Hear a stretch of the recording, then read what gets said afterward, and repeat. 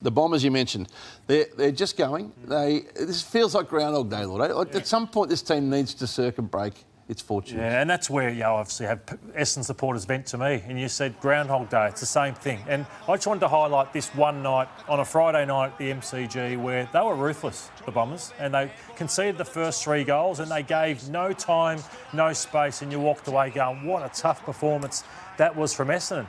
Aside from that... Were we fooled by that night, though? Because at the time, Collingwood were the ones to beat in the competition. Yeah. That form line hasn't stood up, Lordo. And I wanted to highlight to this. So, yes, they've decimated in their form, but that's Lachie Neale at the back there. So this is 5 minutes into the first quarter. They've conceded 13 points. We let this one roll on.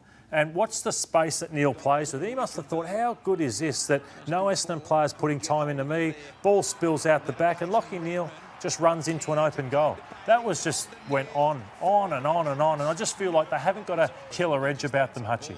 They haven't got a killer edge, and that's why they're beaten 18th Adelaide, they've beaten 17th in probably Sydney and North, and they've beaten Fremantle, but they haven't beaten anything else because they are too hit and miss with except for Collingwood. Yeah, and they're 10th, so that's their best win so far. And you know who they played this week? The Giants. So it's another test for them to see if they can actually beat someone of note, and it's wearing very thin on Essendon people that despite their injuries in their front half, that they're not playing a tougher, more competitive brand of football. They are decimated, though, in fairness. Yeah, in the forward line they are. Yep. Yeah. And they're trying to do it, Kane, with a coaching transition on at the moment, which is never easy at the best of times.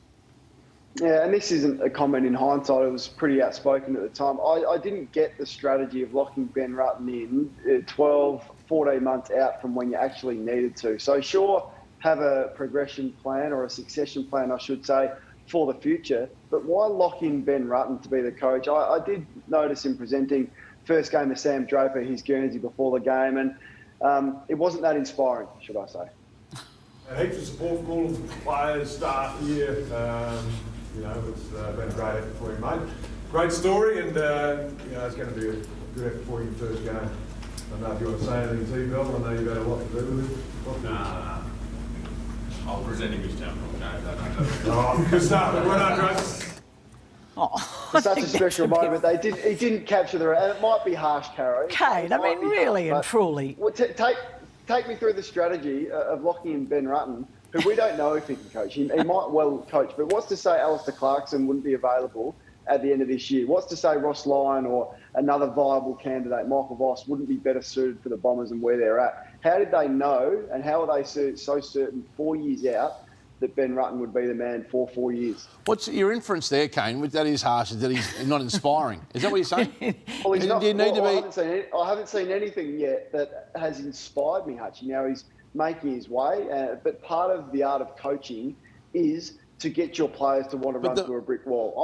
The modern-day coach is not about rant and rave, is it? The modern-day coach is about having the intellect of the...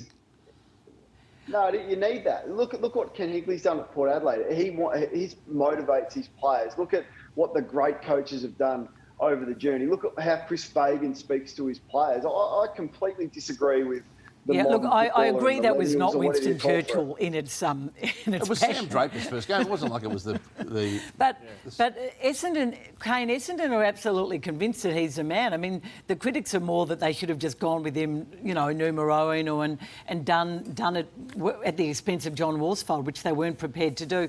I'm actually not prepared to write off Brett Ratten just yet. It's only early. Either am I. I'm just questioning the strategy that what if a better candidate is up for grabs at the end of this year? We can't go for him because you've already locked in for Ben Rutten. And you might be the first person ever in media to get someone replace this coach before they're even the coach. Halfway into a season.